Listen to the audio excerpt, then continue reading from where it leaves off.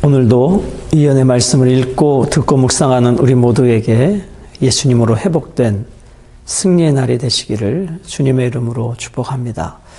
함께 묵상하실 본문은 욥기서 6장 14절로 30절 말씀입니다. 어느 날 한순간에 찾아온 욥의 고난을, 그 참담함의 소식을 들은 욥의 세 친구들이 욥을 찾아옵니다. 욥의 탄식과 욥의 절망을 들었던 저들은 이제 욥이 기대했던 위로와 동정이 아닌 비난과 정죄의 말을 쏟아놓습니다. 엘리바스의 비난과 판단의 말을 들었던 욥은 육신과 정신적 고통과 함께 친구들로부터 기대했던 위로와 동정도 받지 못하자 더 큰 절망과 분노에 휩싸이게 되는 것입니다. 욥은 자신을 실망시킨 친구들에게 느끼는 섭섭함을 토로합니다. 사랑하는 여러분, 우리가 고난의 한복판에 있을 때, 친구들이 찾아왔을 때 무엇을 기대했겠습니까? 같이 울어주고 위로해주고 공감해주는 것이 아니었겠습니까? 그러나 가장 먼저 입을 열었던 엘리바스는 욥에게 위로와 공감보다는 욥을 정죄하고 판단하고 자기가 가지고 있는 인과응보의 기준으로 욥을 정죄하였습니다. 그러므로 오늘 우리는 이 계속되어지는 욥과 친구들의 대화를 통해서 아파하는 사람에게 진심으로 필요한 것은 사랑이요, 위로요, 함께 있어줌인 것입니다. 욥은 자신을 위로하지 아니하고 판단하고 정죄하는 친구들을 향해서 변덕스러운 개울이라고 표현하고 있습니다. 누구에겐가 위로와 공감을 기대했지만 비난과 정죄로 다가올 때 더 큰 아픔과 상처가 될 것입니다. 오늘 이 욥의 엘리바스의 말을 듣고 하는 그 분노의 마음을 통해서 우리 공동체는 어떠해야 되는지 본문을 통해 함께 묵상해 보십니다. 자, 14절, 친구들로부터 동정을 기대하고 있는 욥을 표현합니다. 낙심한 자가 비록 전능자를 경외하기를 저버릴지라도 그의 친구로부터 동정을 받느니라. 욥은 친구들에게 철저하게 실망합니다. 그들에게 기대했던 것은 위로와 공감이었기 때문이죠. 그러나 저들에게 돌아온 것은 위로와 공감이 아니라 비난과 판단과 정죄의 말이었습니다. 지금 욥은 자식을 잃고 재산을 잃고 관계들이 깨어져가는 이 상황에서 지금 자신이 하나님으로부터 심판을 받고 있는지도 모른다라고 하는 두려움과 공포감에, 그러나 이것을 받아들일 수 없는 이 분노감에 휩싸여 있는 것입니다. 그런 욥을 위로하기 위하여 방문했던 친구들이 욥의 말을 들어주고 공감해 주기보다는 오히려 욥을 비난하고 판단하고 정죄해 오고 있는 것입니다. 욥은 이렇게 말합니다. 설령 내가 잘못한 것이 있다 할지라도 동정을 받고 공감을 받는 것이 필요하지 않느냐. 그러나 나는 이 정죄, 이 하나님으로부터 이 엄청난 한순간에 모든 것을 잃어버리는 고난을 받을 만한 죄를 진 적이 없는데도 너희들은 내가 사람들이 모르는 지은 죄 때문에 하나님이 이렇게 심판하셨다라고 말을 하니 너무나 고통스럽다라는 것입니다. 그리고 15절부터 17절은 변덕스러운 개울이라고 친구들을 표현합니다.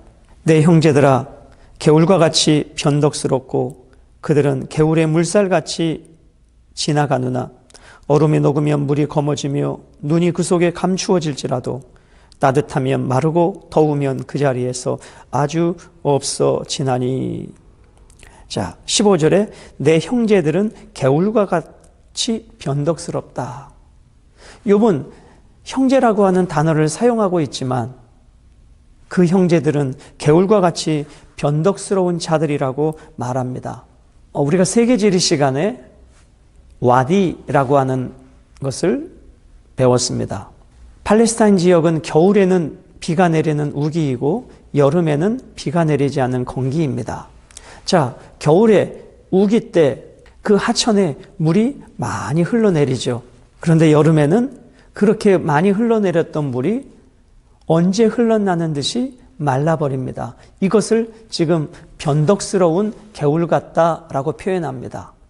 즉 욥의 친구들이 한때는 욥과 함께 공감했고 좋은 친구들이라고 했지만 그런 모습은 온데간데 없고 마치 여름에 다 말라버린 것처럼 지금 저들이 욥을 향해 판단해 오고 정죄해 올 때 욥은 그러한 느낌을 받았다는 것입니다. 18절로 20절은 헛된 희망의 결과를 표현합니다. 대상들은 그들의 길을 벗어나서 삭막한 들에 들어가 멸망하느니라. 대마의 떼들이 그것을 바라보고 스바의 행인들도 그것을 사모하다가 거기 와서는 바라던 것을 부끄러워하고 낙심하느니라. 여러분, 광야를 지나 장사하는 대상들이 우기인 겨울에 길을 가다가 그 계절에 흐르는 와디 계절천에서 물을 마셨던 것을 기억하는 그 광야에 장사하는 사람들이 여름에 그 물을 다시 마시기를 기대하며 찾아와도 그곳에는 더 이상 물을 찾을 수 없는 것입니다. 그들은 물을 찾기 위해 방황하다가 결국 죽음을 맞이하게 될 것입니다. 그 겨울에 풍성했던 그 물을 기대하고 여름에 왔지만 그 물은 다 사라져버리고 말라 없어진 것이었습니다. 그래서 그 계절천에 대한 분노가 느끼는 것처럼 욥은 그 친구들에게 지금 분노를 느끼고 있는 것입니다. 21절에 속이는 개울과 같은 친구들입니다. 이제 너희는 아무것도 아니로구나. 너희가 두려운 일을 본즉 겁내는구나. 여러분, 광야의 대상의 물을 기대했던 것처럼 욥은 그의 친구들에게 동조와 위로를 기대했을 것입니다. 만약 욥의 친구로부터 위로와 용기를 받았다면 광야에서 갈증에 시달렸던 그들이 물을 만나 해결함을 얻은 것처럼 시원함을 얻었을 것입니다. 그러나 갈증이 나서 물을 찾아 헤맸는데 기대했던 물이 없습니다. 그것이 분노와 절망으로 바뀌어집니다. 욥은 고난 중에 찾아온 친구들에게 이러한 위로를 기대했습니다. 이러한 공감을 기대했습니다. 그러나 위로와 용기는커녕 비난과 비판과 정죄함 앞에 욥은 분노에 휩싸이게 되어지는 것입니다. 너희가 두려운 일을 본즉 겁내는구나. 자, 두려운 일을 보았다. 지금 욥이 당한 고난을 친구들이 바라보고 너무나 공포에 휩싸여져 있는 것이죠. 어떻게 죄를 지었길래 저렇게 큰 고난에 놓여지게 되는가? 그 자체가 공포스러운 것입니다.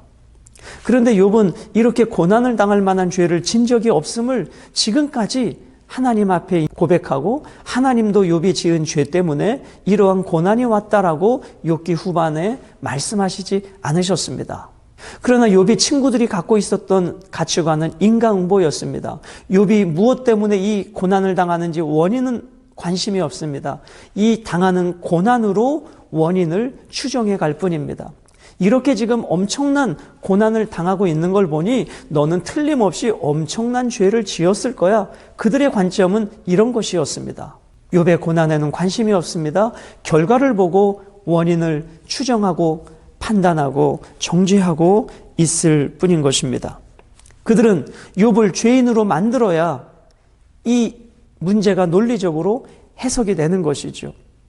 그런데 욥은 죄가 아니라고 말합니다. 고난을 당할 만한 죄를 진 적이 없다라고 말합니다. 이것이 욥과 세 친구들의 끊임없는 논쟁 지점인 것이죠. 왜 그랬을까요? 욥의 친구들은 욥이 당하는 그 현실을 보고 원인은 틀림없이 엄청난 죄악이 있어야 한다. 이것이 흔들려 버리면 욥의 친구들의 가치관의 세계가 무너지기 때문인 것입니다. 22절과 23절은 욥이 친구들에게 원했던 것이 있습니다. 내가 언제 너희에게 무엇을 달라고 말했더냐? 나를 위하여 너희 재물을 선물로 달라고 하더냐? 내가 언제 말하기를 원수의 손에서 나를 구원하라 하더냐? 폭군의 손에서 나를 구원하라 하더냐? 욥은 친구들에게 지금 경제적으로 한순간에 폭망해 버렸기에 많은 도움이 필요했지만 친구들에게 물질도 요구하지 않았다라고 말합니다. 원수의 손에서 구원해달라고 요구한 적도 없다고 말합니다. 폭군의 손에서 나를 건져달라고 이야기하지도 않았다고 합니다. 무엇입니까? 그들에게 원한 것은 없었습니다. 단 하나, 공감이요, 함께해 줌이요, 아파해 줌, 나의 말을 들어주는 것이었습니다.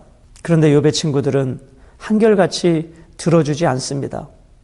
귀로는 들어주지만 가슴을 열지 않습니다. 그리고 결국은 자기 이야기만 하고 있을 뿐입니다.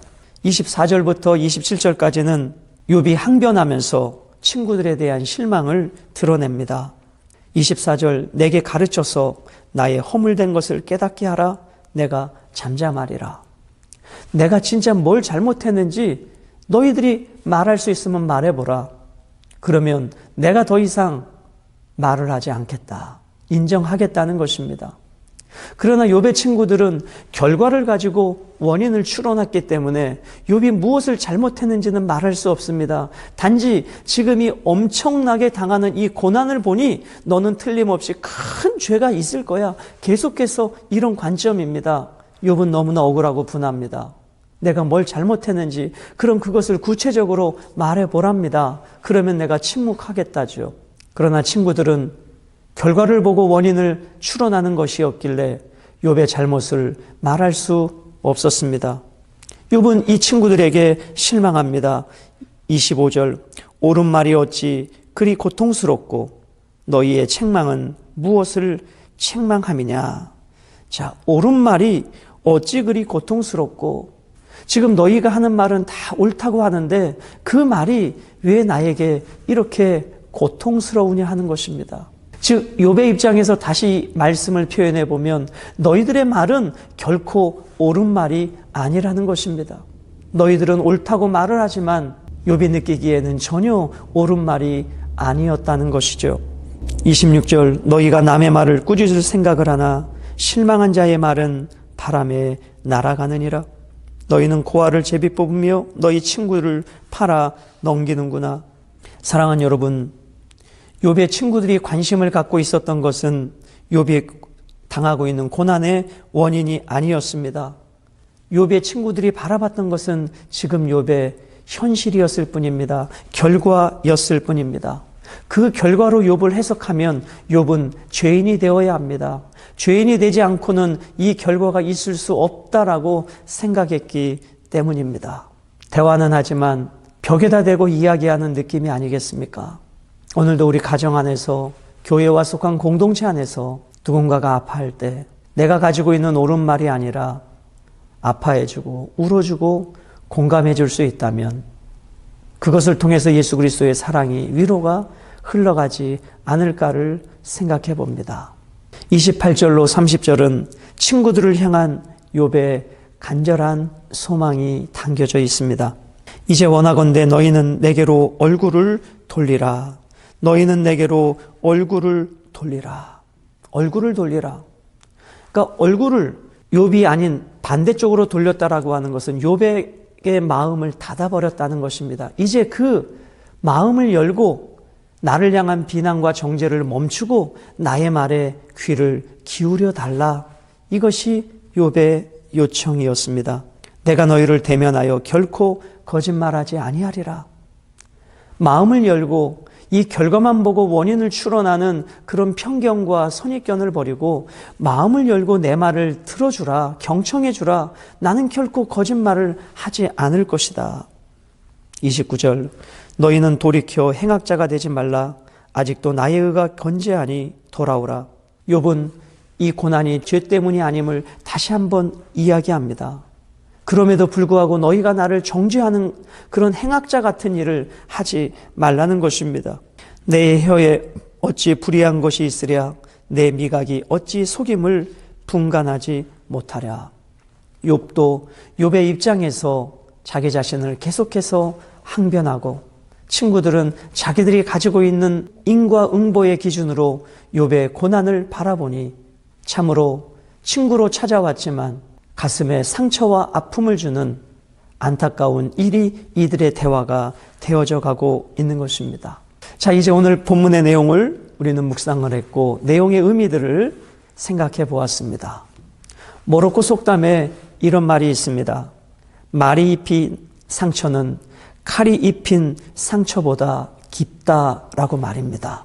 우리는 한두 번쯤은 누구의 말로부터 상처를 받은 적이 있고 내가 알고 있든 모르고 있든 누군가에게 말로 상처를 주었을 것입니다. 여러분, 그 상처는 멀리 있는 사람에게 받기보다는 내가 마음을 터놓았고 함께했던 가까운 사람들의 말에 더 많은 상처를 받는 것이 아니겠습니까? 용서는 했지만 이따금 상처로 떠오르는 그 아픈 말들, 그 쓸쓸한 말들, 나라고 하는 존재에 대한 인정과 용납되어지지 않은 판단의 말들. 오늘 우리는 가정과 공동체 안에서 내 기준이 아닌 아파하는 사람에 대한 사랑으로, 공감으로, 위로로 함께해 줌이 어느 때보다도 필요한 때인 것 같습니다. 공감해 주는 것, 욥은 친구들이 전혀 공감해 주지 아니하고 판단만 하려고 합니다. 결과를 보고 원인을 추론하려고 하는 것입니다. 오늘 우리에게 필요한 것은 공감과 경청인 것 같습니다. 그래서 오늘 묵상을 한 줄로 이렇게 정리해 볼까 합니다. 정죄하지 말고 경청하라입니다. 무작정 상대방을 지지해 주라는 것도 아닙니다. 상대방이 옳다라고 말해 주는 것도 아닙니다. 적어도 상대방의 말을 충분히 들어줄 수 있는 편견과 선입견을 버리고 충분히 경청해 줄 수 있는 마음. 오늘도 내가 가지고 있는 생각을 말씀의 기준에 비추어 보아 정죄하는 자가 아니라 판단하는 자가 아니라 공감하고 경청하는 자가 되어서 우리를 통해서 내가 회복되고 너가 회복되고 공동체가 회복되는 복된 삶이 되시기를 주님의 이름으로 축복합니다.